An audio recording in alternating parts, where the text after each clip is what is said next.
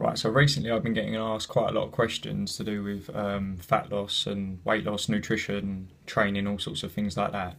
Everyone seems to be wanting to get a little bit fitter and healthier, so I thought I'll kind of put a little bit of my input out there, let hopefully help some people with their weight loss journey, without them needing to continuously ask questions and things like that. Which, don't get me wrong, I've got no problem with people asking me questions. I've learnt a lot over the years, so I enjoy helping others. But basically what I thought I'd talk about is cheat meals, because recently I've been getting a lot of questions about cheat meals. People are always asking me, when can I have them, can I have them, what foods can I eat what I want, and there's a lot of things that I think people don't quite understand about it all.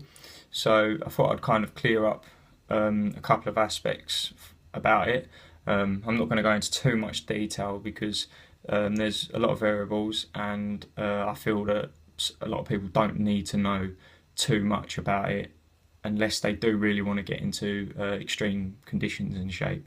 So basically the first thing I want to just kind of explain a little bit about is calories in versus calories out. So basically this is how your body loses weight or body fat. Okay, so over a daily period you'll consume an amount of calories and you'll use an amount of calories. Now, to create that weight loss, you basically need to create a calorie deficit, which means you are burning more calories than what you're eating. Okay, so this means your body's looking for other energy stores, and it will use things like fat, for instance, in some instances anyway. So what you're basically looking at doing is accumulating a certain calorie deficit over a week. It's not day by day, because your body, it doesn't reset itself at 12 o'clock. So basically what you need to understand is if you're creating a calorie deficit over a week, we'll say 5 days, then on Saturday you're having your cheat meal, or whatever people like to call it. You're potentially going to eliminate that deficit. So obviously, I've got this here just to kind of explain. So over Monday, Tuesday, Wednesday, Thursday, Friday, you create a 2,500 calorie deficit. Okay, this is just for argument's sake to make it easier. Now this 2,500 calorie deficit, we'll say, accumulates a 1 to 2 pound weight loss. Yeah, so that's pretty self-explanatory, pretty simple.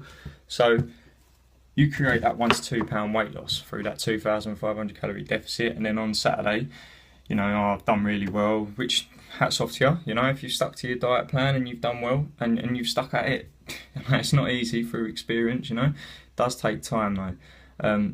So on that Saturday, say for instance you think to yourself, right, I'm going to go to a restaurant, I'm going to have a cheat meal, so I'm going to get a starters, main, dessert, I'm going to go all out, I've done well all week. Okay, so if you consume 3,000 calories that evening, okay, and you've accumulated a 2,500 calorie deficit throughout the week, what do you think is going to happen? It is simple maths, really. There's a lot more going on than that, but obviously what you've got to take into consideration is the variables that you can control. You can control your calories in, and you can control your calories out. So by controlling this, you're obviously going to get better results. So say instead you went out for a meal and you decided, I want to go out for a meal, I want to enjoy myself, but I don't want to consume too many calories. So, if you normally go out to something like Pizza Hut or something, get a massive pizza, what you really want to do is kind of look into a smaller pizza or potentially half a pizza. So you're still enjoying the food you like, but you're not consuming as many calories. That is the main thing. Do not over consume your calories. Same thing, ice cream. Don't get me wrong. I like having ice cream. Unfortunately for me, if I get a tub of Ben and Jerry's, I'll polish it off, no doubt. I'll have 1 scoop and then 2 scoops, and I'm pretty sure everyone's been there. But so for me, I avoid things like that. Them types of foods that that you can't control yourself with, don't get. As I say, this is just for people that are looking to lose weight. So that's the kind of calories in versus calories out kind of aspect. And I can't stress enough how much that can really benefit people if they just understand that the food they're putting in their mouth on a Saturday, although it's enjoyable, the negative effect it can have. It can have positive effects, but obviously if your main goal is weight loss, fat loss, you need to take into consideration the calories in versus calories out. The other aspect I want to just quickly touch on is consistency. Consistency is probably one of the most important things next to the energy, the calories in versus calories out. if you're not consistent with your diet or you're not consistent with your calorie deficit, you are not going to see consistent results. Okay, fat loss is never linear, you know, and weight loss is never linear. You know, I've been on days where I've gone up a kilo and down a kilo, and I'm like, I haven't done anything different. Your body's adjusting, your body's kind of adapting to its surroundings. So don't get beaten up if the scales don't change and things like that, because that's not the end of it. You know, it's not like, oh, that's it, I'm done. Although some people do that, unfortunately. You know, what you have got to do, you have got to stay consistent at it. And I'm telling you, anyone who's been on a weight loss journey, fat loss journey, will tell you exactly the same thing. The consistency is the key. If you can do a good, I mean, anyone who's overweight, you know, and a higher percent of body fat, I would definitely recommend going at least 2 weeks.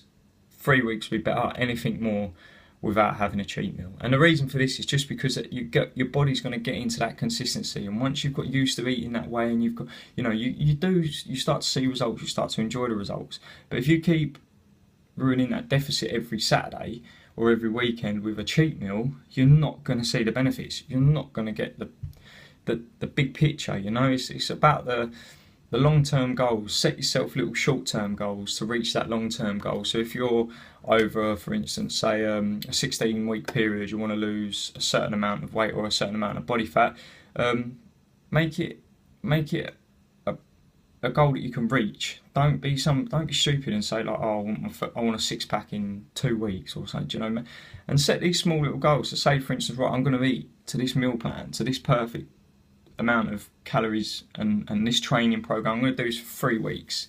So, and count down every day as you're going along. And I'm telling you, by the time you've reached that 3 week period, you're going to achieve more than what you had ever thought you'd achieve. And if you repeat that 4 times, well, you're going to get in the best shape of your life.